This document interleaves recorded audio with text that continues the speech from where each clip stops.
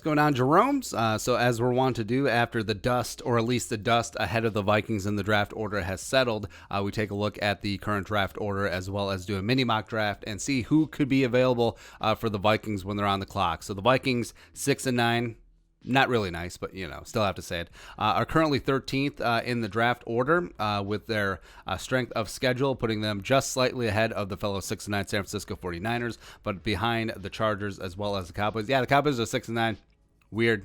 The Jaguars have secured the number 1 overall pick, which is awesome for Duval. The Jets have secured the 2nd overall selection as well, so no matter what happens week 17, they are going to be in the deuce, the 2 spot. And frankly, I know that Trevor Lawrence is going to be the prize pig, and he is a can't-miss prospect, but all of the draft capital that a team is going to give up if they fall in love with Fields, if they fall in love with Zach Wilson, I mean, if they really are in on Sam Darnold, I don't believe them, but if they are, that's going to bring a bounty, man. Like, we're talking about RG3 Washington 2012 type multiple 3 first-round draft picks, and that'd be great.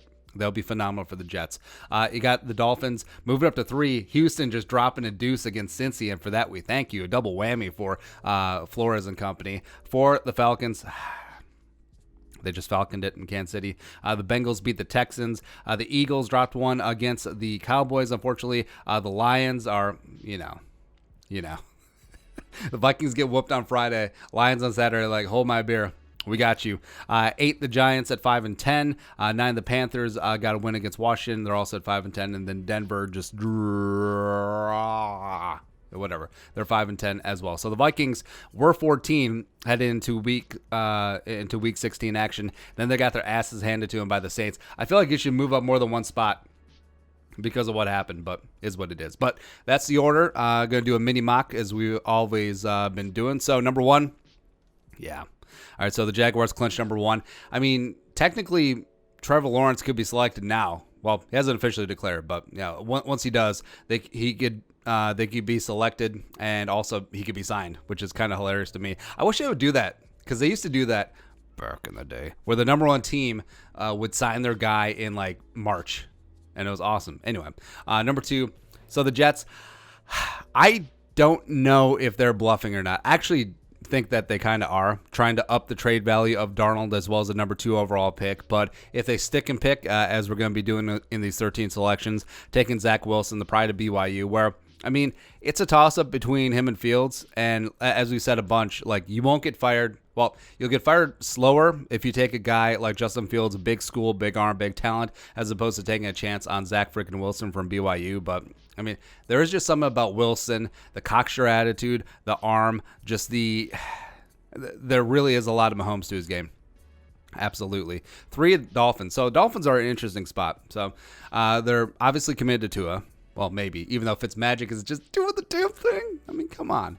But the Dolphins, they need some help up front. So getting Penny Sewell is going to be the rock of that offensive line. Now, interesting spot. So Penny Sewell could easily play right tackle as well. He's got that size, but he's also got the athleticism to play left tackle. But since Tua is left-handed, if they want to make him his right tackle blindside protector, I mean, they could do that. But also, that'd be really interesting. Like, say Tua sticks in Miami for a decade plus, and Penny Sewell is that right tackle. But do you have to pay him as a left tackle, or do you pay him as a right tackle? That'd be an interesting debate down the line. But we're getting in the weeds. 4, so the Falcons, Matt Ryan is washed.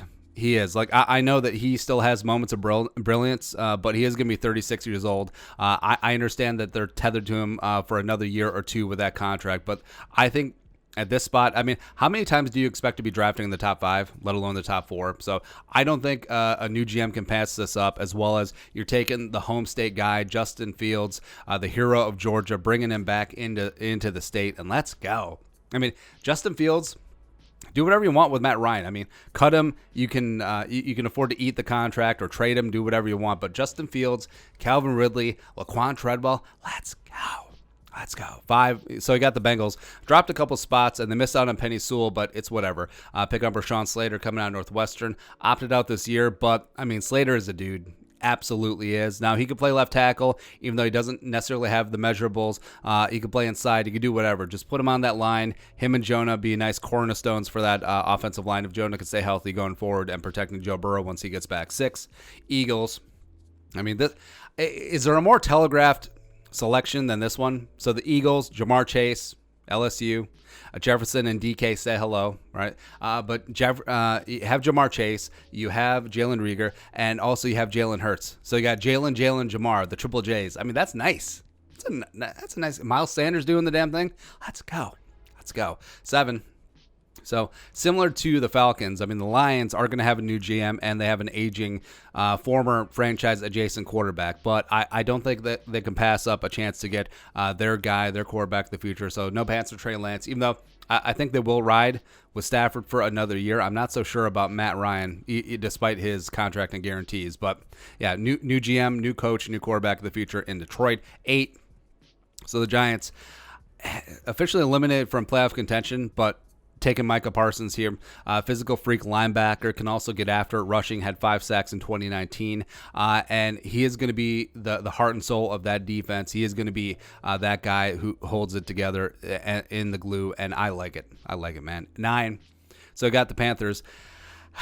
Now, they missed out on the top 4 quarterbacks, which went top 8, which is unfortunate. And I mean, you could go a lot of directions here. You could go cornerback, you go edge, you could go tight end. I mean, Kyle Pitts with Joe Brady. I mean, come on. But sticking with defense, Caleb Farley coming out of Virginia Tech. So Matt Rule loves his defense. They spent every single one of their draft picks on defense last year. That defense is young, long, and fast. You look at Chin, you look at Burns, you look at Derek Brown, and Caleb Farley is just it's beautiful, man. It's beautiful. I mean, he's 6'2", got long arms, is fast, and absolutely can get after it. So him, Troy Pride Jr., I mean, come on, let's go. 10, Broncos. So picking up Gregory Rousseau coming out of Miami, even though he opted out this year, 50.5 sacks in 2019, can't be ignored. Fangio gets his eventual Von Miller replacement because Von is getting up there in age, plus running out of contract. So Rousseau and Bradley Chubb for the future? Question mark? 11. So they got the Cowboys. So they missed out on Caleb Farley, but they do need some help in that cornerback room. Patrick Surtain, the second, coming out of Alabama. And again, this one is sort of like the Eagles and Jamar Chase. I mean, it's just it fits too well. So bringing him back together with Trevon Diggs, Bama at the corners, and fixing that secondary, and then let's go play. 12. So the Chargers, man, they're a mess up front. So they need some massive offensive line help. I mean, you could go Wyatt Davis here. I wouldn't fault you, but picking up Christian Darrisaw, left tackle, Virginia Tech.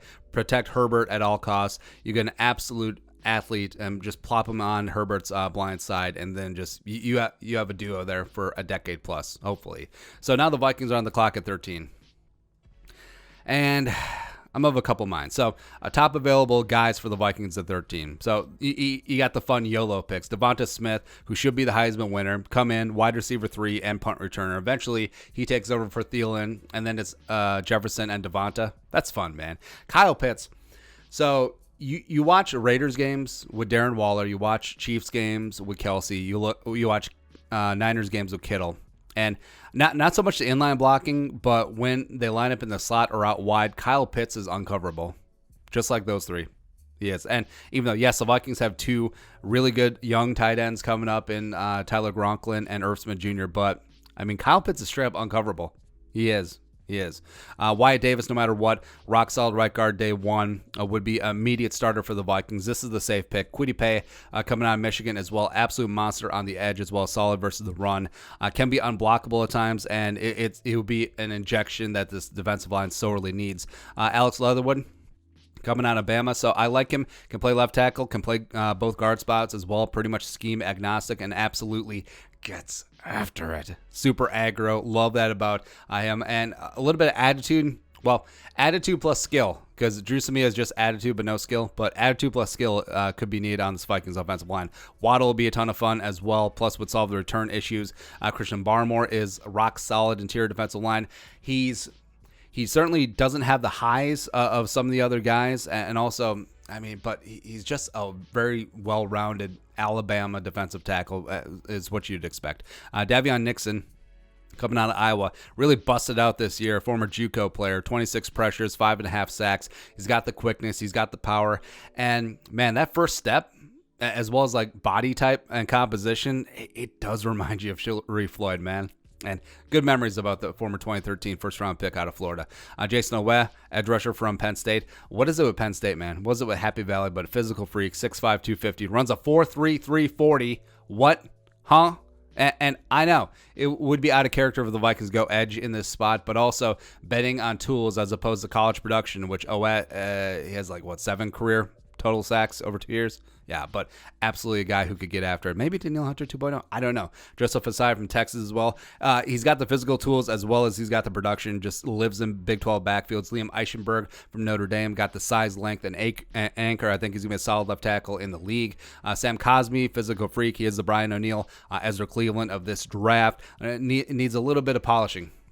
Just a little bit, as well as J.C. Horn, cornerback out of South Carolina, where this is mainly just a troll, even though I would not put it past him. I would not put it past Zimmer with J.C. Horn or Eric Stokes still on the board, or Asante Samuel or Sean Wade, just Darion Kendricks.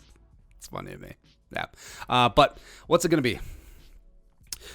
So for me, this really came down to 2 choices. Well, all right, so 3. So Wyatt Davis, Kwity Paye, and Alex Leatherwood. All right, so those 3, Ohio State, Michigan, Bama, can't go wrong. Blue chip schools, blue chip prospects, and yeah, Wyatt Davis will be an immediate starter for the Vikings at right guard. Alex Leatherwood, kind of versatile. I mean, wherever you want him, you could put him at either guard spot, put him at left tackle potentially, but even though, no, Ezra Cleveland's going to be left tackle in the future. Yeah, so if you're just drafting a pure guard, Wyatt Davis is your guy. But, man, Kwity Paye is super intriguing to me. He is. But to me, even though we said we're sticking and picking here, I think this is a clear trade down spot. Like, if someone falls in love with Pitts or Devonta or Kwity Paye, I mean, let them come up and then, ironically, pay. Because, besides the top 3, I mean, there's about 10 guys here that I feel about the same. Again, Davis, Paye, and Leatherwood would be my top 3. But, yeah, sticking and picking in this spot, I'm considering the overall depth of the entire edge class. It's relatively thin. And Kwity Paye is near the top of that. I think him and Rousseau are going to be going back and forth. But, man. Davis is really hard to pass up. But I am going to go with Kwity Paye.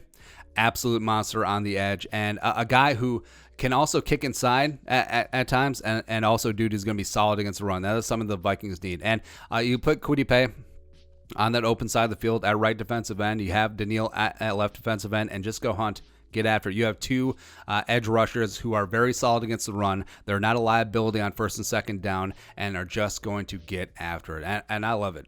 I love it, man. So just because because of the relative depth of the edge class and as well as defensive line class as a whole, we're taking Kwity Paye here. And then, even though we're going to miss out on Wyatt Davis, I am going to keep an eye on Zion Johnson out of Boston College, who played some left tackle but is a guard at heart. So wherever he goes, probably high on day 2. I'm going to manipulate the board. I'm going to go and trade up and go get him. So, yeah, I'm going to address both sides of the line. Kwity Paye round 1. And then in the simulation, we're going after how much for a ZJ after it. But that's it. That's a look at the new draft order after the Week 16 action. Again, Sunday Night Football, Monday Night Football do not impact what is ahead of the Vikings, blah, blah, blah, blah, blah. But let us know your thoughts in the comment section below. Subscribe for daily Vikings takes. Want to support that work? Post on the Venmo. But until next time, Skol, production value.